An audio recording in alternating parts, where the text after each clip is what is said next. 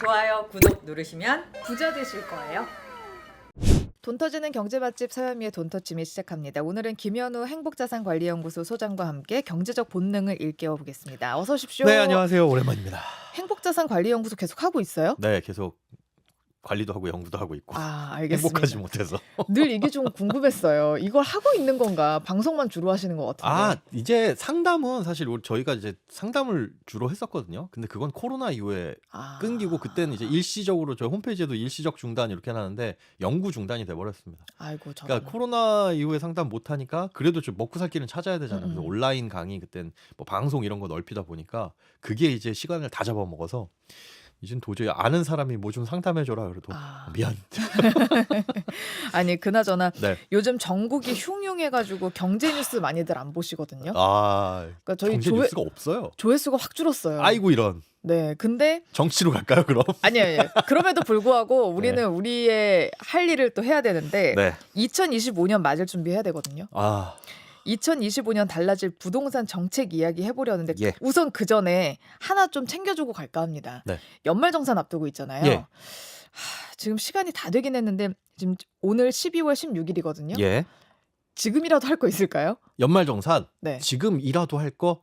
지금은 사실 그거 OMR 카드 작성하는 거밖에 없어요. 1년 동안 내내 한 거고 뭐 해서는 안 될 거 이런 것들 있죠. 예를 들자면은 부모님이 소득이 있는데 인적공제 대상자로 올려가지고 잘못 받는 거 이거 사실은 이거 말씀드려도 되나? 그 안 걸러지는 경우가 많이 있어요. 그래요? 일단 하고 볼까요? 아니. 그래서 국세청이 뭘 하냐? 네. 그게 이제 그 속칭 뭐라 그러죠? 이거 순화된 말로 네. 일단 해봐요. 야매라고 하잖아요. 네. 속칭. 그렇게 해서 사람들이 경정 청구하는 경우들이 많이 있었어요. 부모님이 소득이 있음에도 불구하고 넣어가지고 뭐 소득 없는 인적공제 기본공제 대상자로 올려가지고 150만 원 인적공제 받고 뭐 한 수십만 원 돌려받는 이런 경우들.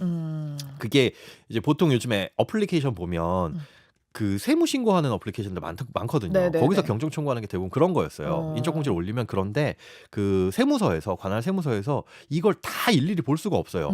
이분이 홍길동 이분이 부모님 뭐 인적사항 이렇게 해가지고 올렸네? 그럼 이분이 소득이 있는지 없는지를 다 조사하고 할 수 없기 때문에 소액이고 그러니까 웬만하면 그냥 해줬거든요. 네. 그러니까 그걸로 인한 경정 청구액이 거의 2배 가까이 늘어났어요. 전년 대비 작년에 재작년 대비. 네. 그러니까 이거 안 되겠다 싶어서 요번에 이제 연말정산 시스템에 반영한 게 상반기 소득을 기준으로 봐서 있으면 이거 자동으로 시스템에서 걸러내겠다. 부모님이 그래서 연간 소득 100만 원 이상이 딱 잡히면 걸러내는 건데 이게 좀 전에 말씀드린 것처럼 상반기 소득이거든요. 왜냐하면 1년 소득은 신고돼야 알 수 있는 거니까 국세청도 사실 2024년에 신고가 됐는지 안 됐는지 몰라요. 그러니 일단 상반기에만 소득이 있으면 걸러지긴 하는데 하반기는요. 그러면 하면 안 돼요. 요 정도. 이런 거. 이제 뭐 나중에 그런데 이게 이 적발이 되면 가산세 많이 무니까 그러니까요. 이런 거 실수하지 마시고 정해진 것들만 하시면 좋을 것 같습니다. 네. 그리고 이제 연금저축 뭐 IRP 같은 거 해가지고 뭐 채워 납입하실 넣으면서 분들은, 비과세 정도 채울 수 있고 기부도 지금 가능할까요? 그렇죠. 가능하죠. 그리고 연금저축 말씀하셨으니까 연금저축도 원래는 그냥 1월 1일부터 12월 31일까지 납입한 거 이렇게 알고 계시잖아요. 근데 그게 31일을 납입한 건 또 안 됩니다. 그 계좌에 반영되는 시간이 있기 때문에 그건 해당 금융기관에 물어보시고 최소한 한 이틀 2영업일 전쯤에는 넣어두셔야 그거까지 반영된다는 거. 너무너무 미루면 안 된다. 그리고 자영업 하시는 분들 그 노란우산공제. 그것도 연간 일단 300만 원까지를 100% 소득공제를 해주거든요. 그러니까 더 넘어가는 것도 되는데 소득 금액에 따라 가지고 이게 최대 효율을 낼 수 있는 게 300만 원 정도. 근데 이게 원래는 한 달에 100만 원씩 뭐 이렇게 최대 1200만 원 이렇게 낼 수가 있어요. 근데 지금 한 달밖에 안 남았잖아요. 요번 달에 가입을 하면서 분기납으로 가입을 하면 10, 11, 12 요 석 달치를 한꺼번에 300을 낼 수가 있어요. 그래서 미루고 계셨던 분들은 노란우산공제 저는 소상공인 혹은 프리랜서 자영업자 하시는 분들 이건 강추거든요. 뭐 이율도 높고 요거 300만 원 딱 넣고 1월 1일부터는 좀 금액 조정해도 되니까 요거 이제 막차 타셔도 좋다. 막차 탔다가 1월에 조금 줄여도 된다. 요거 아주 꿀팁입니다. 자, 매일 뉴스 따라가기도 벅찬 요즘인데 2025년 이제 부동산 정책들 새로워지는 것들 함께 알아봐야 될 텐데요. 가장 궁금한 건 이거예요. 주담대 중도 상환 수수료 절감 대책이 나온다. 이거 사실은 그 되게 관성적으로 봤던 거죠. 그러니까 은행 입장에서는 주택담보대출을 해줬다가 이 사람이 저 그냥 갚을래요라고 한다면 그럴 거였으면 우리가 서류 써주고 뭐 근저당 설정하고 이런 거 안 해줬죠. 그러니 중간에 갚더라도 일정 부분 이자는 내세요. 뭐 약간의 페널티의 성격이었는데 그게 너무 과하게 높고 천편일률적이다. 그래서 이거를 내년부터 1월부터는 좀 낮추겠다. 절반 가까운 수준으로 낮추겠다라는 건데 사실 중도상환수수료가 조금 우리한테는 억울해 보일 수는 있지만 이게 없으면 또 문제가 생깁니다. 그러니까 대환대출 같은 거 볼 때 내가 지금 3% 대출 받고 있는데 다음 달에 보니까 저쪽 은행에서 2.9% 해주네? 중도상환수수료 없으면 그냥 마구마구 옮겨갈 거거든요. 네. 그러면 또 이제 난리가 나겠죠. 아니 그거는 근데 은행의 입장이지. 빌리는 사람 입장에서는 사실 이게 올해 자칫하면 네. 대형 은행만 살아남고 나머지 것들은 싹 죽을 수가 있어요. 지금도 사실 저축은행은 금리가 높지만 다른 경쟁력 때문에 여기는 한도가 높구나. 그러니까 이금융권에서 대출 받아야지 이런 경우들 있잖아요. 네. 그런데 시중은행 1금융권 중에 어느 곳이 어딘가는 제일 낮은 이자를 줄 텐데 글로만 싹 다 몰려가 버리면 다른 은행들이 비틀비틀해질 수가 있는 거죠. 그래서 일정 부분은 있어야 되는데 지금까지는 좀 과도하게 높았다. 네. 그래서 요거는 이제 1월 중순부터 새로 취급하는 경우 지금 뭐 이미 대출을 받으신 분들은 해당 사항이 없습니다. 다 내야 돼요. 지금 받으신 분들은. 지금 받으신 분들은 약정된 중도상환수수료는 계약으로 약관에 따라서 정해지는 거니까. 그런데 이제 내년 중순부터는 낮아지니까 그 이후에 받으신 분들은 중도상환수수료가 한 절반 수준으로 떨어진다. 그러면 1월 중순 이후부터 받으신 분들은 천편일률적으로 50% 감면되는 거예요? 그렇진 않습니다. 지금이 한 1.4에서 1.5 정도? 이 정도 수준이거든요. 그런데 요 정도에서 한 절반 수준으로 낮추겠다는데 은행들이 자율적으로 아마 그 기준에 맞출 것 같아요. 자율적으로 하면 가장 높게 받을 것 같은데. 그러진 않을 겁니다. 이제 눈치 보죠. 정부 눈치도 보고. 지금 대출 받고 싶어 죽겠는데 정부 눈치 보느라 대출 못 해주고 있잖아요. 마찬가지로 이것도 수준 낮출 겁니다. 네, 너무하는 것 같아요. 왜냐면은 지금 기준금리 많이 내려갔는데 대출금리 되게 높잖아요. 이게 사실 은행 탓을 하긴 좀 뭐하지만 하긴 뭐해요. 그래도 은행에서 양심이 있으면 이렇게 중도상환수수료라도 좀 많이 깎아줘야 될 것 같은데. 그치. 근데 제가 은행 편을 드는 건 아닌데 편인 것 같은데. 아니야. 이게 돌아가는 걸 보면 이거 은행한테 이러면은 이게 결국 소비자들한테 안 좋은 거거든요. 안 온다. 네.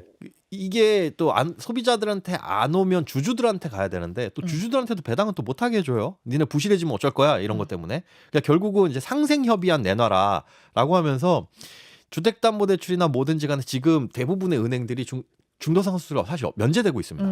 네, 상생협의안 내놓으라 그래가지고 대출 중간에 갚으면 중도상환수수료 면제해줄게요. 뭐 이런 궁여지책 끝에 이런 거 내놓은 건데, 그러니까 좀 모르겠어요. 이거 여기서 이렇게 꽉 쥐어놓으면 이쪽에서 좀 풀리고 이럴 텐데 아무래도 지금은 은행이 좀 난처한 입장. 그리고 우리한테도 별로 좋은 게 아닌. 이건 예금이자도 바닥 수준이잖아요. 네, 자유민주주의, 자본주의 국가에서 정부가 정책 진행 아무튼 이 얘기할 건 아니니까 제가 보기엔 알겠습니다. 중국이 가장 시장 경제 맞춰서 자유시장 경제 원칙에 따라 굴러가는 나라 아닌가. 알겠습니다. 그리고 세컨드홈 정책도 내놨던데 어떤 거예요? 이게 우리가 사실 이 서울 수도권 주택 말고는 별로 좋아하지 않잖아요. 비선호하는 곳들이 많이 있잖아요. 그러다 보니까 서울 외 수도권 뭐 이런 곳에서는 집을 마련을 하게 됐을 때 일부 세제 혜택 이런 것들을 주겠다. 보통 우리가 집을 여러 채 갖고 있으면은 취득세라든가 양도세라든가 보유세 이런 부담들이 크잖아요. 그런 거에 대해서 좀 부담을 줄여주겠다라는 컨셉이에요. 그러니까 1월부터 기존의 1주택자가 인구 감소 지역이나 아니면은 뭐 비수도권 미분양 주택 이렇게 정해져 있습니다. 그러니까 서울 수도권이 아닌 곳의 모든 주택은 아니라 인구 감소 지역이라고 선정된 곳 그리고 비수도권의 미분양 주택 이런 것들을 새롭게 구입할 때 그런 경우에 한해서 1주택자로 간주를 하겠다. 2주택자가 되면은 양도세, 비과세 혜택 이런 거 못 받는데 그거 그대로 유지를 해주고 뭐 종부세 산정 시에도 1주택, 1가구 1주택 특례 적용해주겠다. 이런 것들이고요. 그다음에 인구 감소 지역이라고 하면 여기에 공시가격 4억 원 이하 주택 한 채 신규로 취득할 때는 이것도 뭐 세제 혜택 주겠다. 이런 내용들입니다. 그러니까 지방에 좀 집 좀 사세요. 그러나 이제 이 정책의 이름에서 보이는 것처럼 세컨드홈 좀 돈을 많이 갖고 계신 분들 지방에 그래도 집을 사두면 우리가 뭐 성수기 때 놀러 가고 그럴 때 좀 별장처럼 이용해 주실 수 있지 않을까. 그럼 지역 거기 인구도 좀 유입이 되고 그런 지역 경제 활성화도 되지 않을까라는 생각에서 나온 건데 글쎄요. 대구광역시의 미분양 아파트 이런 거 사도 된다는 거죠? 이거는 지역은 정해질 겁니다. 아직까지 아. 인구 감소 지역이 어디다, 그리고 비수도권 미분양 주택이 어디까지 해당된다. 요거는 아직 안 나왔는데 네. 아마 지금 요 기조로 간다면은 했다가도 금방 풀리지 않을까 싶어요. 주택 시장도 뜨거워지면. 이거 주려고 했던 거 다시 뺏을 수도 있다는 거죠? 그러니까 사라질 수도 있다는 거죠, 중간에. 그러니까 그 인구 감소 지역이라고 선정한 곳들 혹은 비수도권의 미분양 주택이라고 해놨지만 여기는 이제 주택 가격이 많이 오르고 있으니까, 그리고 앞으로 분양 물량이 없으니까 여기는 해당 안 됩니다. 이렇게 조정을 할 수도 얼마든지 있다는 거죠. 좀 관심 많으신 분들은 어디가 오를지 좀 보셨다가 지금 이거예요. 네. 그러니까 이 정책의 목적은 뭐냐면 잘 안 팔리는, 사람이 없는 이런 것들 집 좀 사주세요라고 하는데, 사려는 사람 입장에서는 오를 집을 사지. 그렇죠. 여윳돈 있다고 해가지고 오르지 않을 집을 사서 거기에 뭐 우리 휴가철에 저기나 놀러 갈까, 그러진 않거든요. 이 정도 여유면 드라마에서나 나올 재벌들의 모습이죠. 그 정도 여유면 사실 집 안 사요. 딴 거 하지. 자, 네. 그리고 신생아 특례 대출도 손을 좀 본다고요. 네, 이미 한번 손이 봐졌죠. 네. 12월 2일부터 신생아 특례 대출에 대한 소득 요건이 완화가 됐는데, 이게 이제 맞벌이 페널티 아니냐. 요즘에 네. 맞벌이 하는 가구들이 많이 있는데, 맞벌이 하게 됐을 때나 외벌이 하게 됐을 때나 소득 요건이 1억 3천으로 정해져 있으면 맞벌이 하는 바람에 우리는 아이 낳았는데도 신생아 특례 대출 못 받는 거 아니야?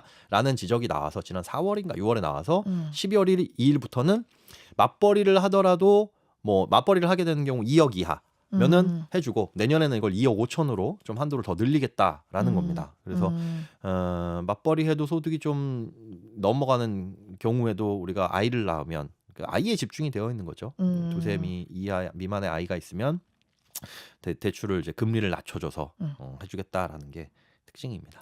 연소득 2억 5천. 지금까지는 2억이고 내년부터는 2억 5천으로 까지. 완화. 이게 한시적으로 내년부터 2027년까지. 네. 근데 소득이- 이것 때문에 네.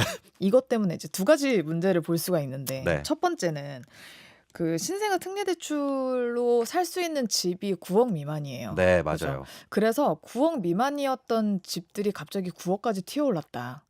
그런 효과들이 있을 네, 수 있죠. 그런 얘기가 있고, 또 두 번째는 연소득이 2억 5천인데 9억 미만의 집을 왜 사냐? 이거 너무 무용한 거 아니냐? 9억 이하. 네. 9억 이하지. 네, 9억 이하의 집을 왜 사냐? 글쎄요. 한 5년만 일하면 갚을 수 있는데 뭐 굳이 9억 이하의 집을 사겠느냐? 글쎄. 2억 5천을 벌면서 1년에 한 2억을 쓰나? 아니, 그러니까 그 사람들이 사실 집 사는 데만 돈을 쓰진 않을 거 아니에요. 그렇죠. 다른 투자도 할 거 아니에요. 네. 그러다 보면 자산 증식이 되니까. 그러니까 2억 5천까지 해서 9억 이하의 집을 사게끔 하는 건 도대체 누구 머리에서 나온 거냐? 저는 솔직히 이게 그거잖아요. 그 저출생 네, 이거를 대책이잖아요. 네, 대책인데, 그러면 이게 과연 아이를 낳은 가정한테는 오케이, 조금 더 어깨에 짐을 덜어드릴게요는 될 거예요. 되긴 될 텐데, 이게 출산율을 높일 수 있는 정책이냐에 대해서는 심하게 갸우뚱. 아이를 낳으면 금리 낮은 대출 받을 수 있어. 아이를 낳자. 라고 할 각오가 있을까요? 그러게요. 네. 그래서 이게 조금 너무 많은 고민 없이 만들어진 거 아닌가. 그냥 뭐라도 해보자라는 차원에서 나온 것 같은데. 그래도 뭐라도 해보세요. 계속. 뭐라도 해보자는 것 그래요. 같아요. 네. 자, 스트레스 DSR 3단계 요거 시행된다고 하던데. 네. 이게 스트레스 DSR이라는 게 뭐냐면, 변동금리 대출을 받게 되면 금리가 올라갔을 때 내가 매달 갚아야 될 금액이 올라갈 수 있잖아요. 근데 네. DSR이라는 거 핵심이 소득 대비 원리금 상환액이 얼마냐. 그래서 그 원리금 상환액이 40% 혹은 50%를 초과하면 안 돼. 그거 더 이상 받으면 너는 생활비도 부족하잖아. 이만큼 대출 받으면 안 돼. 그런데 변동금리 대출 받으면 원리금 상환액이 올라가 버리니까 처음에 심사할 때 돼요 라고 했다가 나중에 금리 올라갔을 때는 안 될 수 있는 거죠. 그래서 변동금리 대출을 받을 땐 그걸 감안을 해서 가산금리를 좀 더 적용을 하겠다라는 겁니다. 그 가산금리 적용 방식이 좀 복잡하긴 한데, 네. 그 적용하는 가산금리의 숫자가 조금 더 올라간다. 그래서 조금 더 빠듯해진다라는 개념인데, 어쨌든 같은 소득으로는 대출 금액이 좀 줄어들 수 있는 거죠. 특히나 변동금리에서는. 그래서 고정금리 대출을 받게 되면 뭐 크게 상관은 없는데, 요게 이제 확대되는 게 뭐 1단계에서는 은행권이었고 2단계에서는 은행권이나 이금융권, 그리고 3단계에서는 전금융권, 이렇게 확대가 되고 가산금리 폭이 조금 올라간다. 그래서 내년부터는 대출이 힘들어질 수도 있는데 반면에 금리가 지금보다 낮아지게 되면 지금 받을 수 있는 금액과는 절대적인 금액은 차이가 크게 안 벌어질 수 있다. 일단 근데 빠듯해지니까 사람들이 또 이제 막차 그 전에 빨리 받자. 요런 심리는 작용을 할 것 같습니다. 하지만 기회는 한 번 더 있다. 금리가 내려간다는 점. 네, 그렇죠. 그러니까 너무 급하게 받지 않으셔도 될 것 같다. 네네. 서두르지 마세요. 오히려 지금이 최악입니다. 네, 너무 높죠 지금. 네, 너무 높고 12월까지는 은행들이 금리 못 낮춰요. 뭐 정부에서 가계부채 너희들 은행 어디가 불어나는가 눈 그냥 지켜뜨고 볼 거야. 이런 상황이니까 지금 주담대가 그리고 가능한 곳이 거의 없을 없어요. 거예요. 거의 네. 없고 대환 대출도 안 받아요. 그러니까 A 은행에 있던 고객님 B 은행으로 괜히 왜 우리한테 넘어오세요. 오지 마세요. 그래서 대환 대출 금리가 신규보다 더 높은 것도 있고 아예 막아놓은 것도 있거든요. 네. 이거 참 모순이에요. 처음에 이번 올해 초에는 그 서민들이 적극적으로 대출 쇼핑을 해가지고 낮은 곳으로 이동할 수 있도록 해주겠다. 그래서 대환대출 플랫폼, 신용대출까지 넓히겠습니다 해놓고 옮겨가면 자기들 부채 늘어나니까 네. 이게 뭐냐고요. 근데 이게 이제 연 단위로 끊어가지고 그 실적이나 이런 걸 보니까 네. 내년이 되면 지금보다는 대출금리 확연히 내려갈 거고 급하신 분들이 아니라고 한다면 조금 밀어두셔라. 변동금리 추천해요? 고정금리 추천해요? 앞으로? 저는 늘 사실은 변동금리가 과거를 봤을 때는 늘 유리했어요. 늘 유리했고 그걸 보셔야 되거든요. 변동금리에 붙어있는 가산금리가 얼마나 되느냐. 은행이 남겨먹는. 이거는 금리가 떨어지더라도 안 바뀝니다. 그러니까 원가가 1,000원인데 거기에 붙이는 마진. 할부를 우리가 끊는데 한 달에 렌탈료가 한 달에 10,000원이고요. 그다음에 저희가 수수료로 가져가는 게 1,500원입니다. 이 10,000원은요. 손님이 많으면 좀 깎일 수도 있어요. 뭐 9,000원, 8,000원 내려올 수 있어요. 근데 이 마진 1,500원, 9,000원 이건 안 떨어져요. 네. 그러니까 은행 변동금리도 마찬가지거든요. 시중금리가 낮아지더라도 그 마진 붙여놓은 건 안 떨어지는 거라서 그걸 보고 선택을 하셔야 되는데 지금까지는 그 마진 폭이 굉장히 커요. 네. 앞서 말씀드린 그런 이유들 때문에 손님들 내보내려고 하는 것 때문에. 그런데 낮아지고 높아지고 하는 걸 보면 변동금리가 대부분의 구간에서는 상당히 유리했고 지금부터는 아마 내년 말까지는 계속 금리 낮아지고 내후년 초까지도 낮아질 그럴 상태니까 제가 보기엔 내후년 상반기까지는 그냥 쭉 낮아지고 저금리 유지할 수밖에 없습니다. 2026년 상반기. 네. 왜냐하면 지금 금리 낮추는 가장 큰 이유가 경기 침체에 대비하기 위한 거잖아요. 네. 내수 굉장히 안 좋고 그러면 금리를 낮춰가지고 그거에 방어를 하려고 하는 건데 금리 낮추는 거에 대한 효과는 최소한 6개월에서 한 1년 정도 시차가 생겨요. 지금 금리 낮춰가지고 3%대로 내려왔지만 이 효과가 시장에 반영되는 건 여름쯤 그리고 3%가 결코 낮은 금리 아니거든요. 여기서 더 낮춰야 되는데 그러면 2025년은 지금보다 더 어려울 것이다. 경기나 이런 것들 더 안 좋을 거고 그럼 그 안 좋은 경기 탈출하기 위해서 낮춰놓은 금리가 언제까지 유지될 거냐 봤을 때는 저는 내후년 상반기까지는 쭉 낮아지고 당분간 유지되지 않을까 싶습니다. 그리고 가장 또 궁금해하셨던 게 네. 이 DSR이 전세 대출에도 적용이 되겠느냐였거든요. 예, 이거 일단 포함 안 시킨다 그랬는데 못 믿겠어요. 이거는 이랬다 저랬다 계속 바뀌어와서 원래 포함시키겠다. 원칙으로 보자면 하는 게 맞아요. 가계부채 건전성 관리 차원에서 뭐 전세대출은 대출 아니야? 뭐 이렇게 생각할 수 있는데 워낙 이제 전세대출 같은 경우에는 받으신 분들도 많고 그것까지 받게 됐을 때 흔들릴 수 있으니까 그러면 이제 선택적으로 1주택자인데 전세대출 받으신 분들 그러니까 내가 지분 있어. 그런데 그거 세 주고 나와가지고 전세 사시는 분들 이런 분들한테는 이제 DSR 보겠다. 뭐 요 정도까지는 할 수 있어도 모든 전세 대출에 대해서 DSR을 포함시키진 않을 겁니다. 그리고 현재 않는다고 했고, 근데 이게 또 어떻게 바뀔지 모르는 거니까 네. 일단은 전세 대출은 포함되지 않는 걸로. 네. 자 그러면 청약 관련해서 소득공제 혜택 확대되는 거 이것도 살펴봐야 될 것 같아요. 저 이거 강하게 말씀드리는데요. 제발 청약은 안 되면 포기하세요. 청약 을 25만 원씩 넣을까 10만 원씩 넣을까 고민하시는 분들 많은데 안 될 것 같으면 아예 그냥 뭐 10만 원이 뭐예요 넣질 마세요. 그러니까 청약은 희망 고문이다. 집을 언젠가 당신 새 아파트를 싼 가격에 살 수 있어요. 그러니까 괜히 지금 집 사지 마. 무주택 지위를 잃어버려서는 안 돼. 라고 하면서 희망 고문을 주고 있는 거거든요. 근데 청약 제도를 보면 일단 미혼 가구는 당첨 가능성 거의 제로고요. 뭐 일부 미혼 특공, 천령 특공이 있지만 그거는 굉장히 면적도 좁고 생애 한 번뿐인 특공을 거기다 쓸 수는 없잖아요.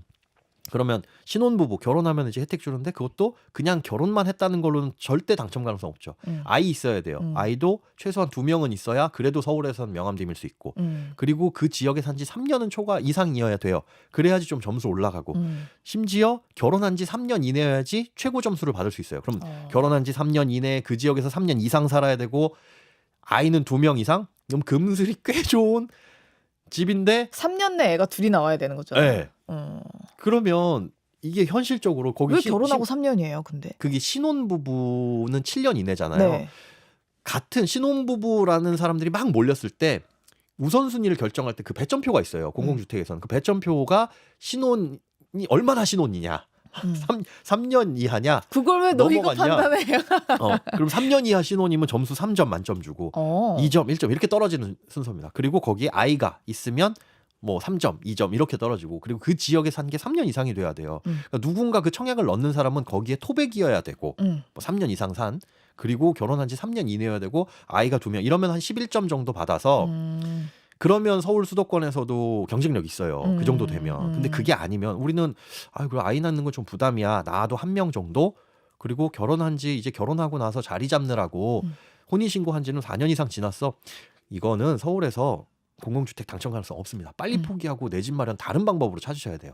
그러니까 되지도 않을 거에 계속 이렇게 쳐다보고 있다는 건 뭐냐면 로또 있잖아요. 복권을 샀는데 그 숫자 6개 쓰는 건가요? 네. 5개만 쓰는 거예요. 당첨 가능성 없죠. 네. 로또라는 거는 당첨 가능성이 있어요. 신혼부부 특별공급 신혼부부한테 줘요. 주는데 숫자 5개만 쓰는 거나 마찬가지다. 그럼 빨리 포기하셔라. 아예 사질 마셔라. 일단 미혼은 전혀 될 확률이 없다. 하나 있죠. 노부모 부양 특별공급. 65세 부모님이 주택이 없으신데 3년 이상 연속으로 모시고 사는 경우 그럼 자녀가 넣을 수 있는데 이거는 당첨 가능성 굉장히 높습니다. 이거는 민영주택이든 공공주택이든 이 경쟁률이 되게 낮아요. 그 말인즉슨 뭐냐면 65세 부모님을 3년 이상 모시고 사는 그 가구도 드물고 그 65세 부모님이 주택을 소유하지 않은 경우도 굉장히 드물다. 근데 이거 전략적으로 접근할 수 있는 게 청약 공고일 기준에서 부모님이 무주택이냐 그리고 65세 이상이냐 3년 이상 연속적으로 하루라도 빠지면 안 됩니다. 모시고 살았냐 요걸 보거든요. 그러니까 그래 우리가 부모님을 모시고 살면서 아이를 어차피 낳고 부모님한테 좀 아이 좀 봐주세요라고 하면서 부모님을 모시고 살게 됐다면 요것도 전략적으로 접근을 하시는 것도 좋습니다. 혹시 할머니도 괜찮아요? 노부모 부양이니까 할머니는 안 되는 걸로 직계 존속 요건 확인해 봐야 될 것 같습니다. 네, 요 방법도 한번 알아봐 주셨으면 좋겠습니다. 그리고 하나 더 그 디딤돌 대출이 축소된다고 하더라고요. 요게 이미 축소됐어요. 12월 2일부로 마찬가지 저거 바뀔 때 원래는 연소득 기준이 뭐 6천만 원 이하 무주택인 분들한테 5억 이하 집을 살 때 저리 대출 장기간 고정금리 저리 대출을 해주는 거였는데 서울 수도권 소재 아파트는 이제 뭐 대출 규제를 조금 까다롭게 원래 방공제라는 걸 합니다. 아파트는 방 하나를 세줬을 수도 있으니까 그렇죠. 그거 소액 임차보증금 빼줘야 되니까 그거 빼고 대출 한도가 쉽게 얘기해서 좀 덜 나와요. 그런데 디딤돌 대출은 이거 안 받거든요. 그런데 서울 수도권 소재 아파트는 방공제 요거 하겠다. 그리고 후치담보 안 해주는 건 난 이게 정책 만드시는 분들 좀 좀 무슨 생각인가? 심한 말 하고 싶어요. 그러니까 서민들을 위한 대출이잖아요. 디딤돌 대출은. 근데 후치담보대출 이게 뭐냐면 아파트가 새로 신축이 됐어요. 혹은 아파트가 아닌 어떤 건축물이 새로 지어졌어요.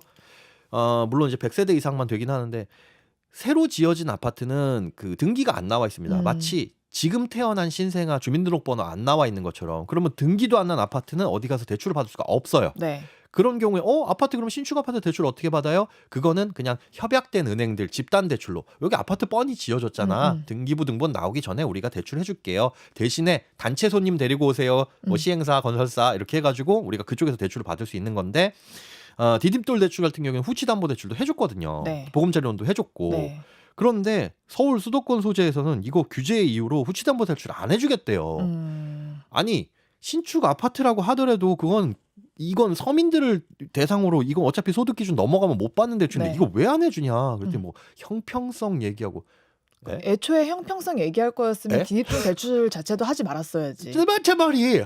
아니 도대체 누구 머리에서 나온 건지 이건 좀 고려를 해줬으면 좋겠습니다. 이분들 그럼 고금리 대출 받아야 돼요. 그러니까요. 결국 갈 수 있는 은행이 없으니까. 네. 아니 신축 아파트 산 게 죄예요? 그리고 그러니까.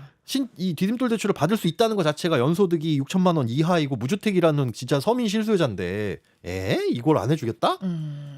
좀 이건 아무래도 지금도 이해가 안 돼요. 왜 안 해주겠다는 건지. 그리고 마지막으로 네. 재건축 관련해서 네. 좀 풀어준다던데 지금 분양권 사신다는 분들 되게 많거든요. 그래서 지금 분양권을 사신다고요? 네. 입주권을 네. 재건축. 근데 물론 입주권이 나온 아파트는 재건축이 뭐 통과되고 뭐 이런 거니까. 근데 사실 재건축이 되냐 안 되냐 여부는 안전진단에서 많이 걸렸잖아요. 네. 안전진단이라는 게 웃긴 말이에요. 이 집이 안전하지 못해요. 곧 쓰러질 것 쓰러질 같아요. 것 같아요. 그러니까 허물어야 돼요. 그게 이제 통과라는 표현을 씁니다. 네. 안전진단의 문턱을 넘었다. 네. 축 안전진단 통과. 그 말인즉슨 축 우리 집 위험하다라는 네. 게 공식적으로 인정이 됐다. 근데 이게 굉장히 기준이 이연령 비연령. 예.